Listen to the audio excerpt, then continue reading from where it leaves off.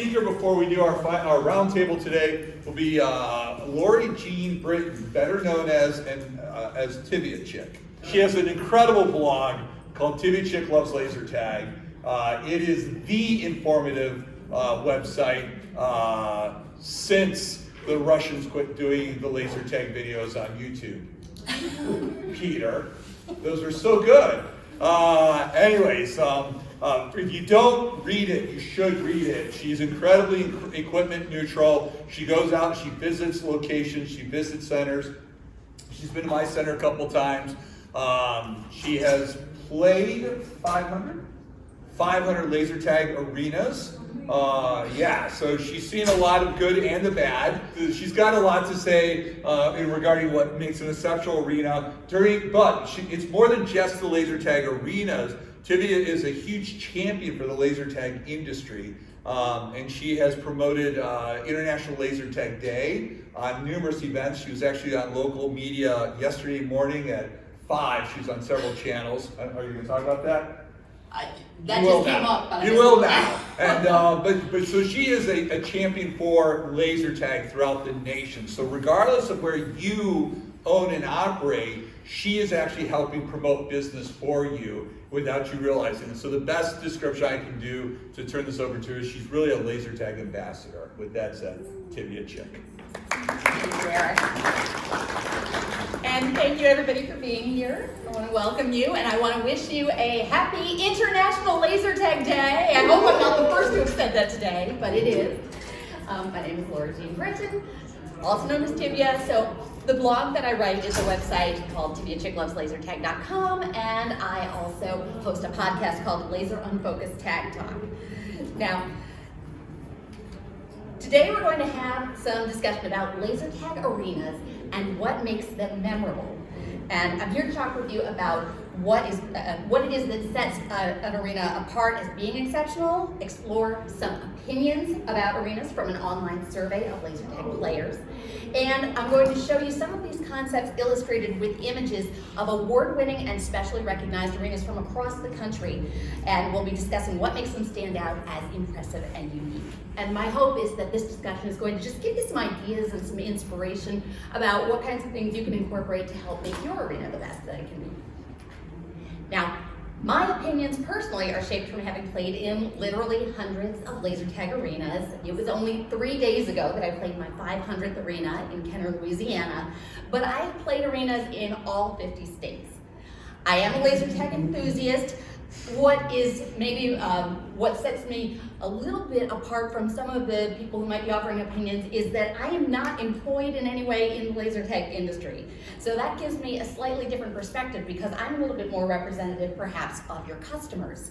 And so I came here today wanting to be a voice for the laser tag player community, and they might be your potential customers, and they might be people who see your business from a completely different vantage point. So I'm appreciative that some of them have shared their thoughts with me to pass along to you as well, and so I'll be sharing some thoughts from players as well. Now, last year, I posted a survey on my website, and I invited laser tag players to give me their thoughts and opinions so that I wouldn't just be speaking for myself, but that I would also be able to kind of pass on those thoughts from people who care about finding high-quality laser tag experiences. And in 2020, I hosted a top 10 arena contest on the TibiaChickLovesLaserTag.com website where selected arenas were recognized, and then the public was invited to vote on those arenas. So we're going to be looking at some arenas that are top tier, not just by my own personal estimation, but from the results determined by those public ballots as well. And admittedly, I will say that this is a very subjective topic. So there are no absolutes to everything that I'm going to say. However, what I found is that there really are a few things that some people can pretty much commonly agree affect the kind of impact that your arena will have on your customers' first and overall impression. So those are the things that I'm hoping to discuss with you today. I'll start by talking about the survey. Now, in the survey that I posted, I got a variety of comments, but when I asked people what makes an arena really impressive, there were 3 things that were among the top responses, and those things are an interesting, fun-to-play maze, a unique theme, and lighting. So I'd like to start by talking a little bit about each of those elements. So let's talk first about an interesting maze. Now, a maze can be interesting for many reasons, some good, some bad, but the big question is it fun to play? So some things that got the thumbs up in the survey about what makes a maze a quality experience. One is when there are multiple routes to get from point A to point B with no dead ends or long corridors without exit points. Players really want to see something that is a fair and balanced arena, if not an altogether symmetrical design. And multi-levels are very popular as long as they offer an equal advantage. Flipping that script though, what makes an arena map play poorly? Thumbs down answers included if there's too much open space, unbalanced size, or overpowered areas. Like for example, the top floor should not be too powerful. Players should not find themselves in a situation where they're essentially shooting fish in a barrel just because they got to the top floor first. And size. If it's too large or too small for the number of players, and if there are cramped corridors, that can just impede the quality of the game. So I thought we could take a look at a couple of interesting examples of maps that are very different from one another, but kind of illustrate those points. Now, the granddaddy of all laser tag is Photon. And Photon alpha fields generally check off all the right boxes here. They have plenty of routes for maneuvering through the arena. They have a symmetrical playing field, and they have good balance on both the upper and lower levels.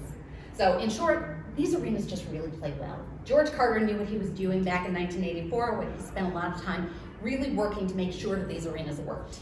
And for those who don't know why today is International Laser Tag Day, this is the 39th anniversary, the day of the opening of the first laser tag commercial attraction arena, which was Photon in Dallas, Texas in 1984.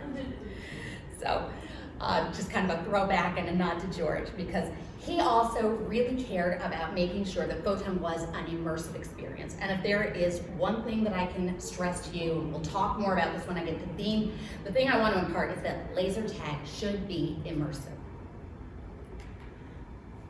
Here's a very different map. This is one that is a personal favorite of mine. This is a map of the Fun Junction, formerly of DeWitt, New York, which was the very first laser tag arena that I ever played and where I used to play most often. And you'll notice that it is not symmetrical. However, I feel that it is very well balanced. Now, the upper level is not just one solid floor. It's actually something that is made by smaller platforms that are accessible by ramps instead of having an entire second floor. And there's a really good use of the space across the bottom level and a creative use of the space on the top. The bases are also very well balanced as far as the corner points that they're in. So even though there's no symmetry here, there is a good balance and it just played very well. I'm also just going to take note here that varying heights for walls or the location for cutouts, those are the kinds of things that also will come into play as you're thinking about arena design, because they help to achieve balance in a fun arena space as much as anything else and should be given some equal consideration. Which leads me to this. This is our third example, and I thought we'd take a look at a very different style of arena. This is Laser Tag Adventure Center in Austin, Texas. And they have a really interesting approach. It's a hex arena with many levels built in at varying heights. And what this does, you'll notice these colors here, those represent all the different heights and different platforms that you're looking at.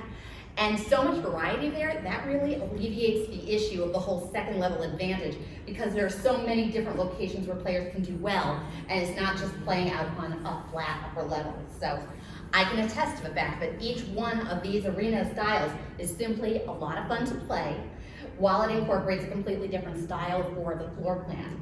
And I want to give you these as just a couple of different examples of different approaches that you can use. There is no substitute though for first-hand experience. So if you really want to know what plays well, I would encourage you to go out and play laser tag in as many different arenas as possible. And this is probably the best way to figure out what works. Remember, however, though, that the maze is the backbone of your arena, and it has to play well and be a good fun experience before anything else that I'm about to say matters. But what we're going to move on to is the fun stuff regarding the theming. Now, let's discuss the theme. There are many ways that themes can be successfully incorporated, and they include the storyline, interactive props, memorable visuals, statement structures, color scheme, and of course, what I feel is the most important is the overall immersive feeling. When I asked the survey respondents about the theme. They shared some things that they like, and the survey says thumbs up to props that immerse you and evoke an emotional response, which can be the difference in making it a memorable experience. Distinctive and unique props can be helpful with naming parts of the arena, which is great if you have competitive players. That's always very useful. Towers and statement structures that are big and massive, they really help to build a feeling of awe. And I just want to reinforce again, laser tag should be immersive. So as for what got the thumbs down from the players were less enthralled with random, disconnected pop culture elements that are a little less impressive than maintaining a consistent theme throughout. So for example, as cute as Alvin and the Chipmunks are, maybe they don't belong in your space-themed arena. Sometimes props can come off as looking a little bit cheap and kind of like a haunted house. That's a trap you don't want to fall into. So just think about the quality of what people are going to see. Decor, of course, means very little if the arena isn't already a fun maze to play, so remember to build a strong backbone first.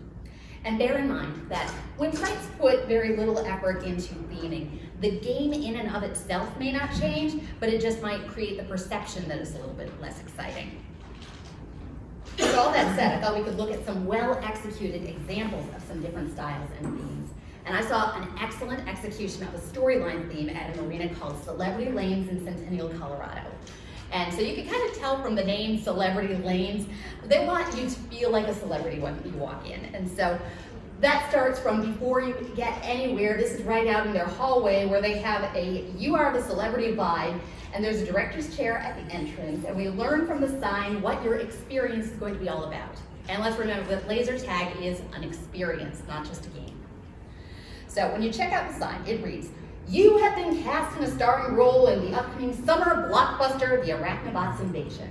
And you join the director on set for your starring moment as you attempt to save the world from the spider droids that are raining from the sky and wreaking havoc on Beverly Hills. So already from that description, I want to see what's behind the door, don't you?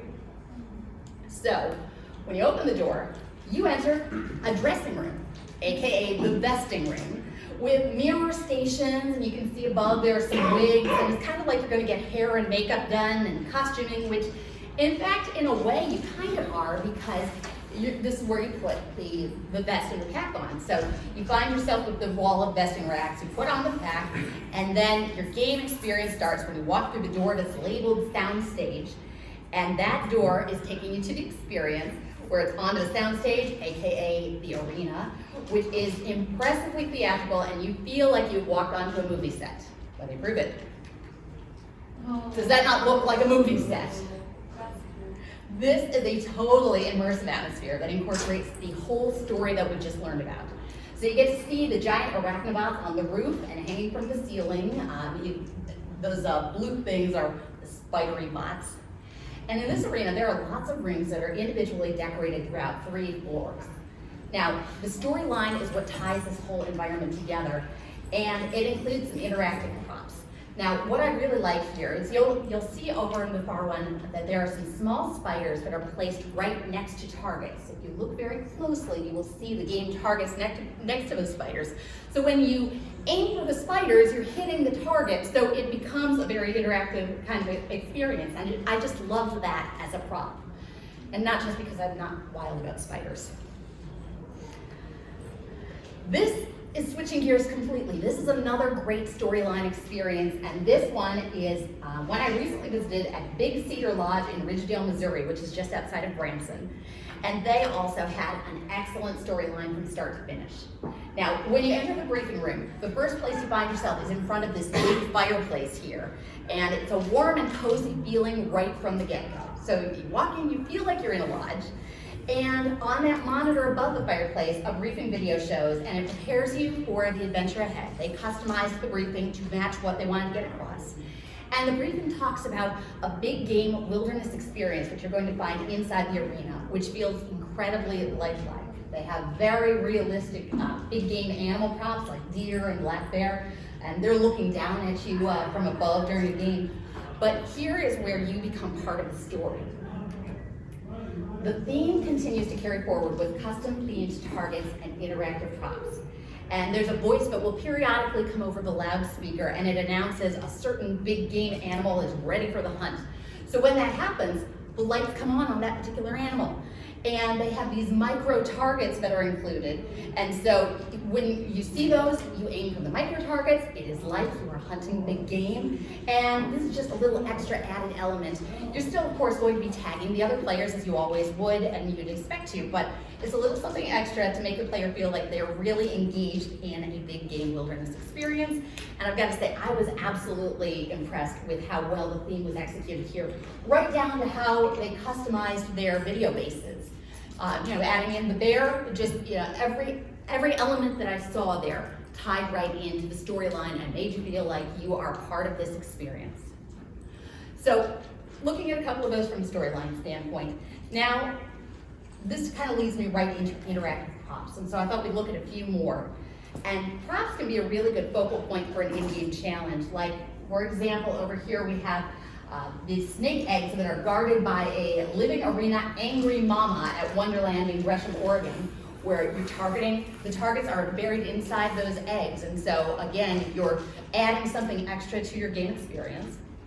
Or on the other side, the propeller of this helicopter also has targets all around it, and that's located at Fast Lanes of Lowell, Arkansas.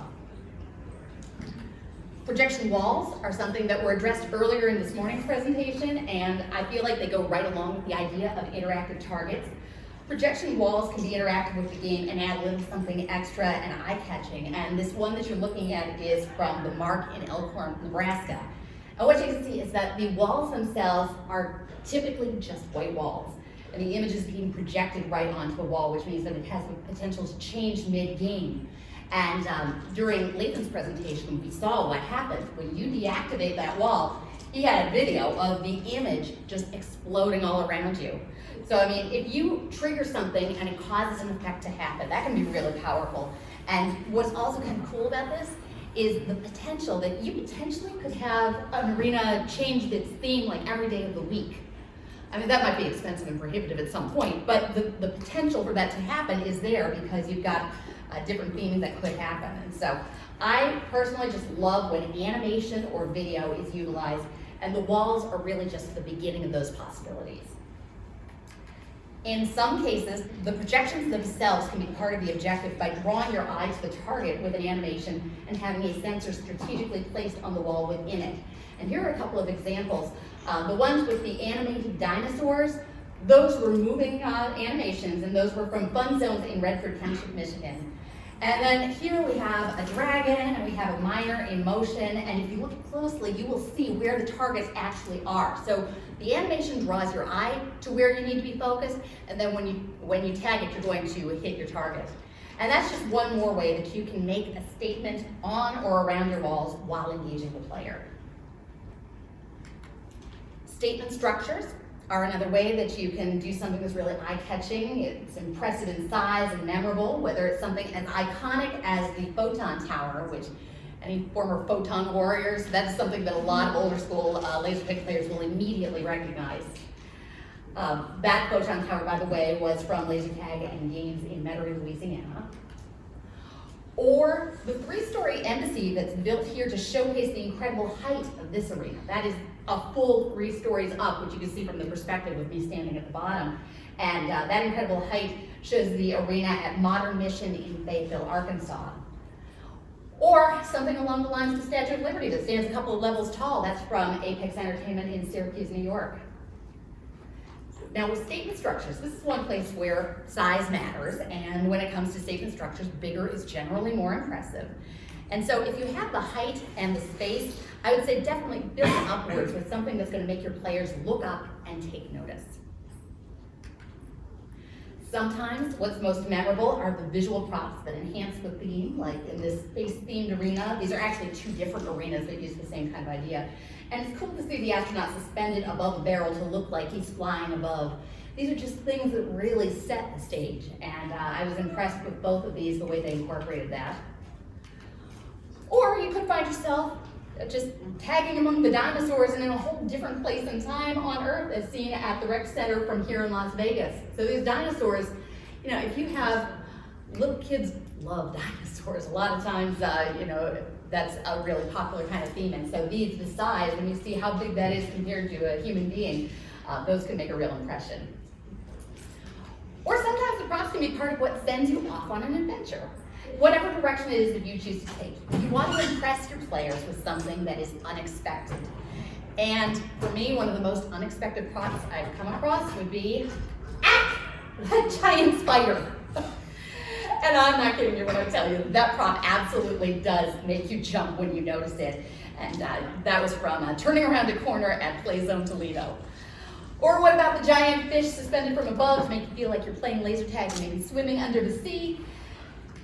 Or the skeleton driving the tank. Now, that's actually an interactive prop because down the barrel of the tank, there are some targets built in. But it's memorable whether he's the driver of the tank or, in this case, in the case of the pirate ship theme at Scallywag Tag in Cincinnati, Ohio, the arena is like one big pirate ship prop.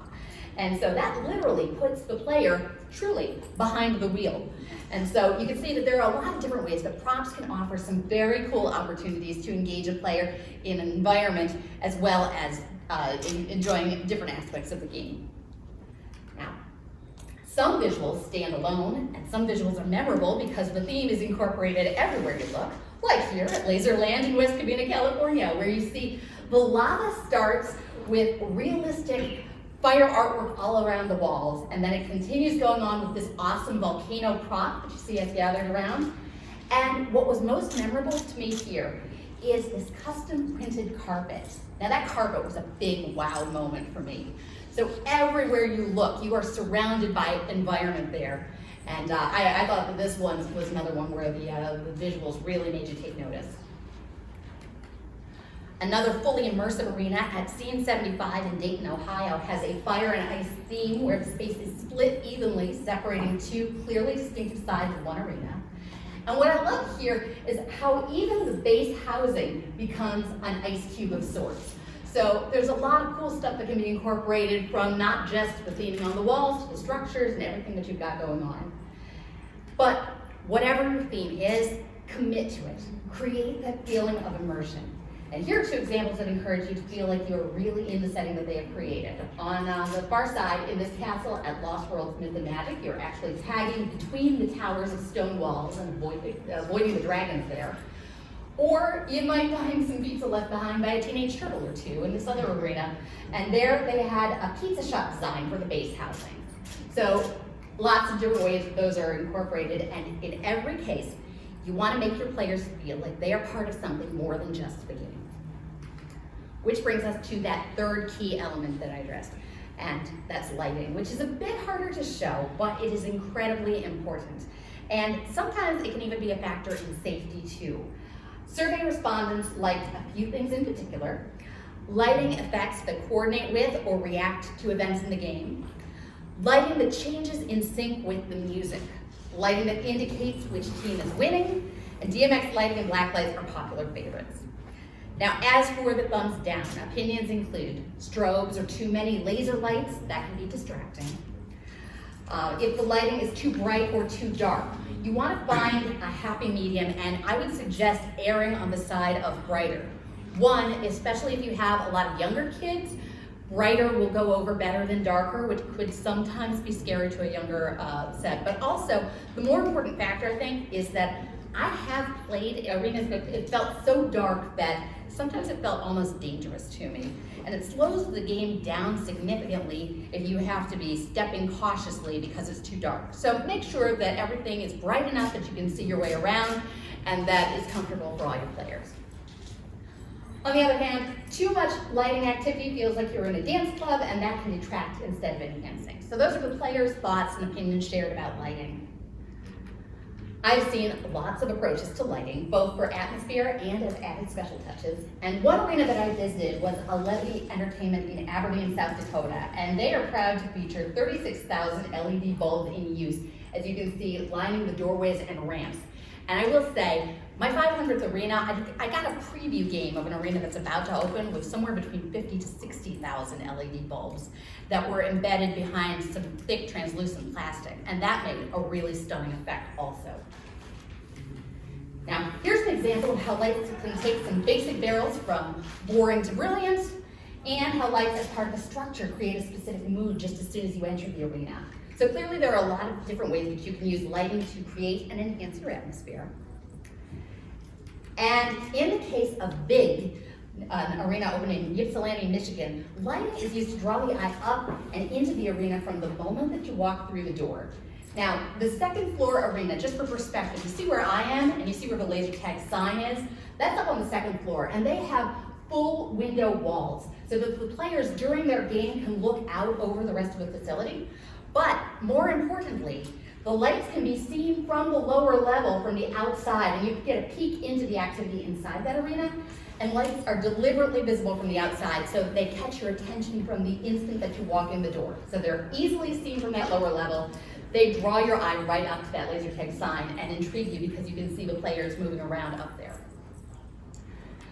Some opinions that laser tag players have shared about lighting, I'll go over and include, some say that it may have the greatest impact on average customer experience. DMX lighting that changes colors throughout the game or intensity by far have more impact than, for example, just disco balls or laser effects. If you imagine watching a play or a concert with fluorescent work lights, that's what some arenas offer to you, and it's not a whole lot better when all they do is choose plain black floodlights that aren't a whole lot better. In order to impress, lighting should be dynamic. Lighting that can show which team is winning or pulses as the game ebbs and flows along with the music, that's also something they found impressive. And DMX lighting that is in time with in-game effects, those are really cool also. A couple of examples of that. Here are two examples of lighting effects being incorporated into the game as bases are being tagged. Now at Qzar Toledo, ramps that indicate which base is under attack light up in real time. So what you're seeing there is the progression, and the same thing in Avon, Indiana, lights in sync with the base can show the progression of tags as they're happening. As the soundtrack announces base under attack, the first effect happens. Second time, base under attack, the second light goes on. Third time, base destroyed, and then all three of the lights, or whatever the final effect is, grabs your attention. So everybody knows what has happened, and can also easily tell which team did it. So let's take a look at a little bit more of this in practice and move on to the contest that I mentioned before. So as I said, in 2020, when we were knee-deep in the heart of the pandemic and many laser tag arenas were trying to reopen under some very challenging circumstances, if they were able to reopen at all, I wanted to do something that would shine a positive light on laser tag and also spotlight a few arenas that had really made a strong impression on me. So that was the idea, to spark some positivity and appreciation for the laser tag industry at a time when we all really needed a boost, and also to showcase some really impressive arenas. So that is how Tivia's Top 10 Arena Contest came to be. At that point, I had played somewhere, I want to ballpark between 300, maybe 350 arenas. And so what I did was I stopped and I thought about which ones really made an impression on me. And I selected the finalists through TiviaChickLovesLaserTag.com in two categories: most visually stunning and most distinctively unique. And I fully admit to you that those initial selections were very subjective and they were based on my own experiences and impressions. But the final results, when I put it up for a public vote, that's how the results were decided, objectively through a public vote with online ballot submissions. And we got, every arena that was in the contest got votes. They had fans, and we received votes from across 21 states and 5 countries. So I thought we'd take a look at some of these award-winning and specially recognized arenas, and I think that you'll see that many of the elements we've already discussed are going to come into play. I will say a few of these arenas are no longer in operation in the wake of the pandemic, but perhaps there are some ideas that could reemerge from their past successes, and if you want to reference any of these photos, again, they are posted on TiviaChickLovesLaserTag.com. So let's start with the first category and take a look at some visually stunning arenas. Stratum in Mesa, Arizona was once the world's largest technotainment arena, and if size alone didn't make them notable, consider the following. Hot airbrush color everywhere you looked. Color really helps players to navigate the arena in space, and they had some incredibly impressive lighting effects, a huge, unique maze, just overall an enormous arena. And so this one, it still takes my breath away, and it is quite a shame that it's not still an arena to be played. Plus, if you ever visited there, you might remember that they had this spinning tunnel that would lead you from the briefing room to the vesting room, and it would disorient you just enough to make you feel like you really were being transported to a whole different space. So that also kind of enhanced the experience before you even got as far as the arena. Another cool one was Laser Quest Spokane, Washington. Now, I played at nearly every Versent Corporation Laser Quest in the US during their final years, and this one with its castle theme really stood out from among the pack. The castle theme is amazing from the entrance all the way into the arena. They had a great use of a really unusual space. This was built inside an old Washington State armory, and to get there, you had to go up the stairs, and then to get down to the vestry room of the arena, you went down some stairs, and it was incredibly intricate and an immersive maze. And they had a catwalk across the upper level, so the space was unique to begin with, and what they did with it I thought was great.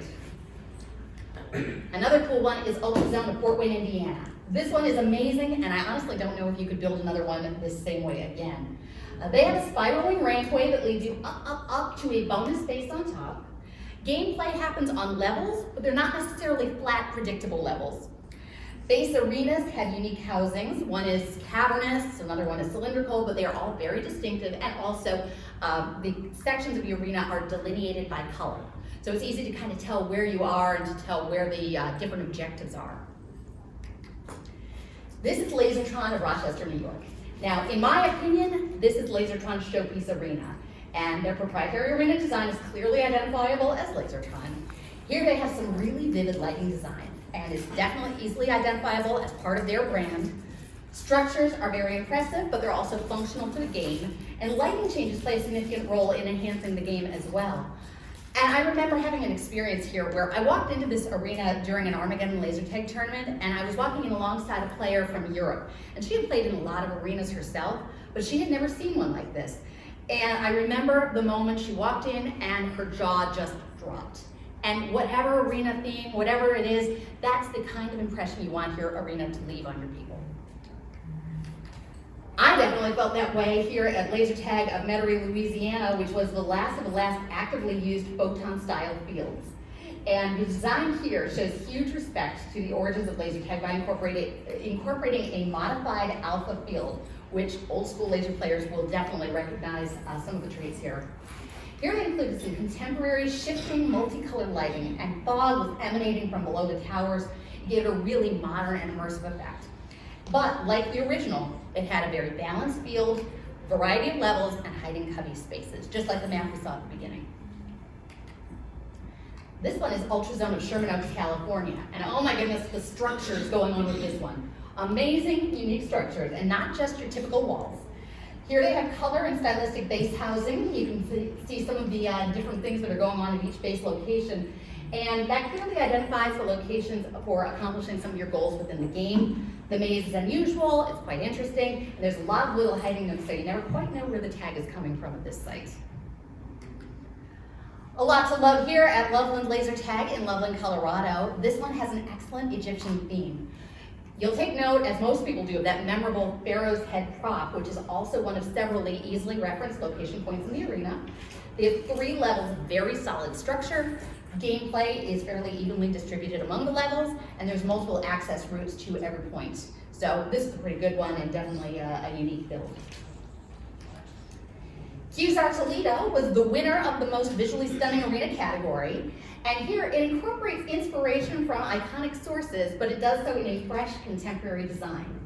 So you'll notice the trapezoidal base entrances here pay homage to the original Photon. But lighting is the real story here, because if you walked in and you saw this under regular white lights, these walls, believe it or not, are pastel, but they just pop under these lights. You can tell that there are some lighting patterns that are going on here, and they're very cool for show, but they're also incorporated into the game. And color changes on ramps to show which team is currently deactivating a base. Lights change to indicate which team is ahead. We just saw that in the pictures of those ramps. And the finished trim and the shaped wall edges really show attention to detail in this arena. As we move on to Wonderland in Gresham, Oregon. They have executed the Western theme better than I think I've seen anywhere else. And I do see the Western theme periodically, but they have a surprise use of some memorable props like mannequin miners watching you from above. I love the interactive snake prop we saw earlier, guarding her eggs, and how it really brings the living arena component to life. And it's incredibly memorable, it makes a big impression, but my big takeaway from this one is rustic does not necessarily mean boring. Here, there's a lot of color, a lot of pop to this arena. So they did that well. Laser Dome in Manheim, Pennsylvania has a build that's unlike many that I've seen. Talk about an interesting maze. You can see how the ramps lead upward from several directions. It creates levels in some really unique ways. There's this wall of code, and oh my gosh, it is so immersive an element because of its size. It really makes you feel small in kind of an Alice in Wonderland sort of way, which makes it a very different kind of experience, and it is vibrant. All about the brilliant color theming here, from the wall art to the detailed edging that you'll see on the bridge. And those right there were Tibia's top 10 most visually stunning arenas. Now we had a different category also, the arena of most distinctively unique. The aesthetics had to be part of it, but there also had to be something that made that arena really different. So in that category, let's start with the Edge 618 in Belleville, Illinois. I am not certain of this, somebody can fact check me on this. This might be the largest arena in the country right now. At one point, they were kind of neck and neck with Stratum, but regardless, it is a massive size arena. It feels like you're trekking through several scenic locations, and there's sort of trees and Atlantis and patchwork stone sections all inside the same arena. They've got a lot of memorable props, and a shift in decor along the way gives players very clear reference points throughout the game. One that's local, Flippin' Out Extreme, just up the road here in Henderson, Nevada, is unique, even though they do have two very similar locations. In their places, their arenas have stairs upon stairs upon stairs, and platforms upon platforms, all at varying heights. And they have two very similarly styled locations, as I say, but this one got the nomination because of the sleeker look of the metal finish. Between the two, though, so many levels. One time I counted up to 7, and there are catwalks and balcony-style pathways going on throughout, and you'll notice the black and yellow panels add a little bit of a cautionary tone to just enhance that solid warehouse theme that they have going on. I'm going to tell you, honestly, I am not a big fan of stairs in any laser tag arena, but this one definitely earned its place for being among the most distinctively unique. This Laser Trooper, Topeka, Kansas. Brilliant simplicity going on at this one. The brilliant simplicity of transforming a mall space with movable coroplast walls. Now, if anybody's had this experience, setting up in a mall is not always a permanent situation, as unfortunately they experienced firsthand. So I thought they did a really great job with finding a creative way to adapt. This arena maze can change between games, and that is the biggest reason that this one made my list. I played in a tournament at this site, and they changed the maze on the fly in between tournament rounds. And even with mobile or changeable arenas like Laser Storm, I've never seen that done before or since midway through an event like that. Now, lighting basically is the arena theme here. They do have some simple raised platforms that are enhanced by edge lighting, and it's subtle, but it's a very cool look. And then the lighting that moves and changes throughout the game. Whatever you think of the lack of physical structure, the flexibility in changing the flow of this arena is what I consider to be a pretty original approach. This one is iCombat, Waukesha, Wisconsin, and talk about immersive. They had a Hollywood-style design for a completely immersive experience. And here, you find yourself either dropped into a battle-ravaged town if you choose to suspend your disbelief, or a detail-rich theatrical setting if you don't. The realism comes from the details. Like you'll notice that there are some clothes hanging from the line, or the accents around the fountain.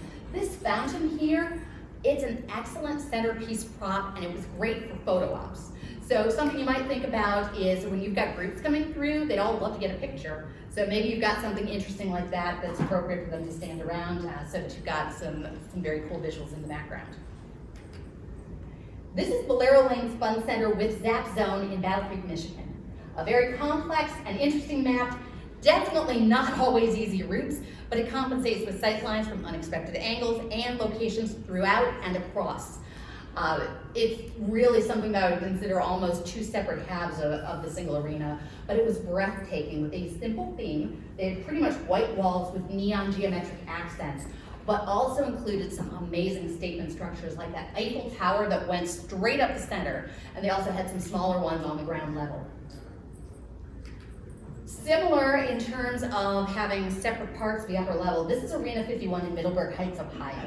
And this is one that comes up in conversation with players quite a bit, actually.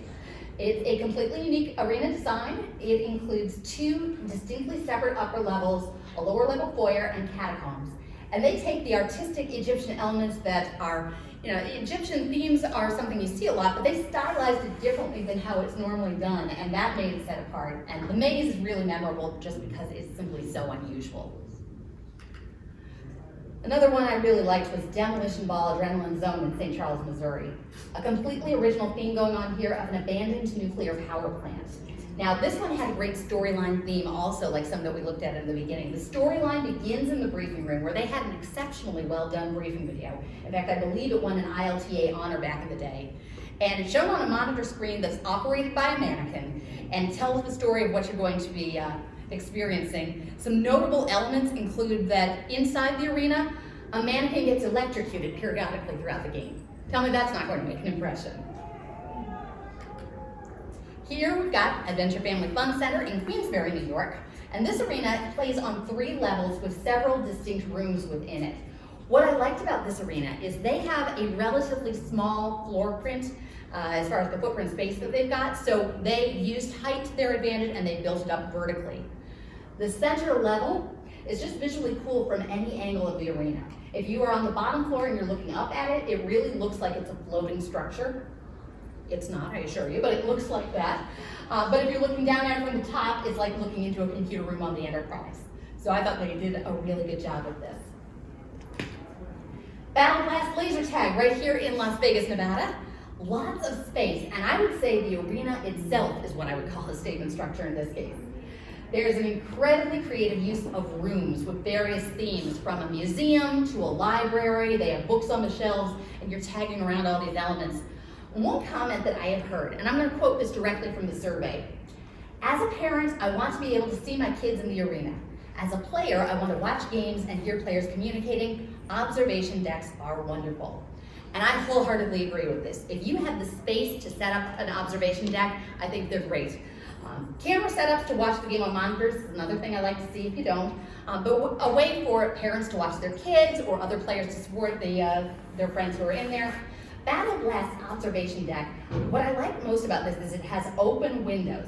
And I've had this experience. You can actually have a conversation with the spectators when you're in the game on the upper level. So if I'm on the 2nd floor and somebody's watching in the observation deck, hey, how's it going? I can talk with them, and I really like that about this one. It isn't separated out, so you can have some engagement.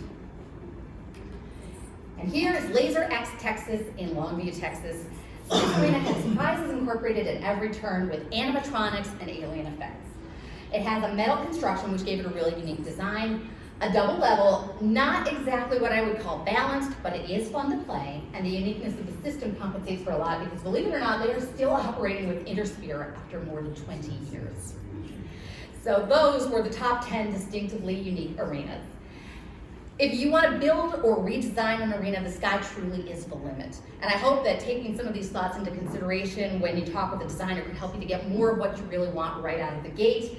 I know that there are a lot of great companies that specialize in this, and you'll be able to talk with them tomorrow at the trade show. So I hope this kind of gives you some food for thought. But we all know that right now people are being particularly careful with their economic choices. So what if for the moment you just want to do something on a smaller scale to revitalize an existing arena, but maybe a complete rebuild or a massive change is off the table?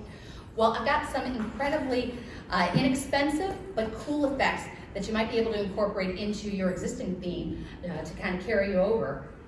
And I'm definitely a DIY girl, so that's why this one spoke to me. Last year, I visited one arena in California where a new owner had just taken over in the middle of the pandemic, and he was doing everything on an admittedly shoestring budget, but he was making the most of what he had. So what he did was he painted his walls completely black, and then he created all of these geometric shapes on the walls with nothing but neon fluorescent tape. And then he let the black lights do the work.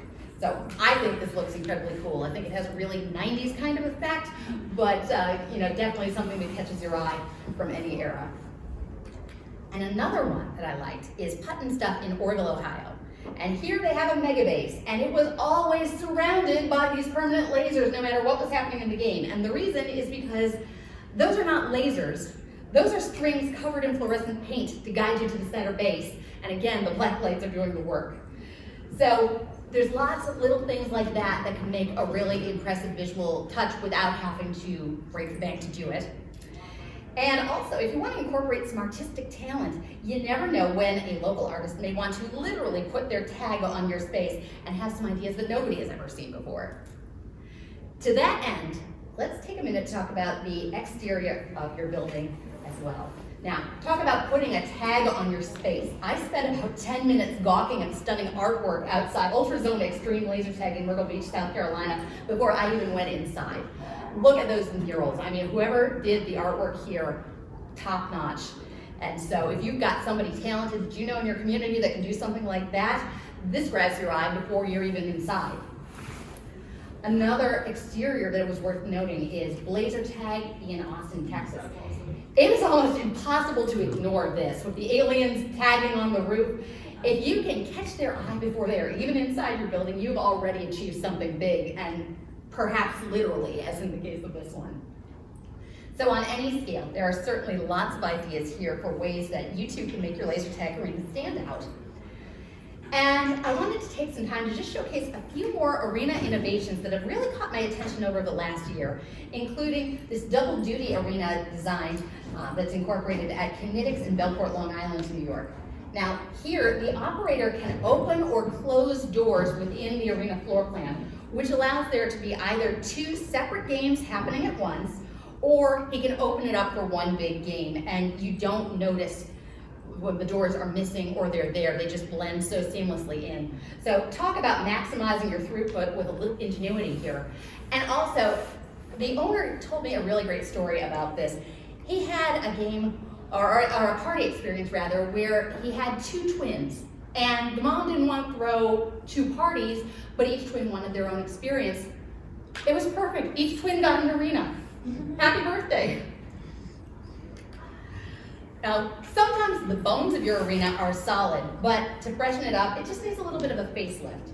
So I want you to take a look at the difference from when I visited the Fun Warehouse in Myrtle Beach in 2017, which is in the corner there, to 5 years later in 2022 after they applied a whole fresh aesthetic. And it just made such a big difference. So much brighter, so much more vivid, very cool. Now, to the best of my memory, this is the first time I experienced complete sensory immersion using my sense of smell. And this was at TAC Ops in Fairfield, New Jersey, where they had lots of themed rooms in a tactical arena. And one of them looks like a bar, an abandoned bar in one area, and then another looks like a barber shop. What was really cool here is inside the room that looks like a bar, they pumped in the fragrance of stale beer. And in the barber shop, they pumped in the fragrance of shaving foam. And that was the first time I had ever experienced that until about 2 days ago when I visited Battle Blast, and they are now pumping in the scent of cotton candy. So there are a lot of sensory ways that you can make a memorable experience, and those just went right along with the theme. So many different ways to make it memorable. And we've covered quite a few ways that you can make your laser tag arena stand out aesthetically. But I would like to take just a moment to offer you a thought about how to make your arena stand out in one other way, and that's by using it to make a positive difference in support of a great cause. So I want to take just a moment to talk to you about Tibia Chick's Tag for a Cause Laser Tag 5K Challenge and invite you to be involved with it either now or at some point in the future. As Eric mentioned, I was offered the opportunity to be on the news yesterday morning, laser tagging at 5 in the morning, to promote the fact that we're going to be having an event out at Battle Blast, and I'll tell you about that. Tag for a Cause is my personal pet project to tie together fun, fitness, and fundraising around laser tag. Each quarter, I select a charitable cause and I encourage laser tag players to support it in 3 steps. Step 1, donate to the cause. Step 2, pledge to laser tag 5 kilometers, either on your own, at any arena, or by coming out to an event night. And as thanks, I provide you with a resin medal to say thank you for making the donation to the cause. Now, this quarter, the challenge benefits the longest day in support of the Alzheimer's Association, and I am delighted to say that tomorrow evening from 7 to 9 at Battle Blast right here in Las Vegas, I will have a Tag for a Cause event going on. I'll have a table set up. There will be medals on the spot for anyone who donates, and we'll have a high score trophy challenge for the participants. And so if you're looking for something fun to do, 7 to 9, help out a great cause, come have some fun with us.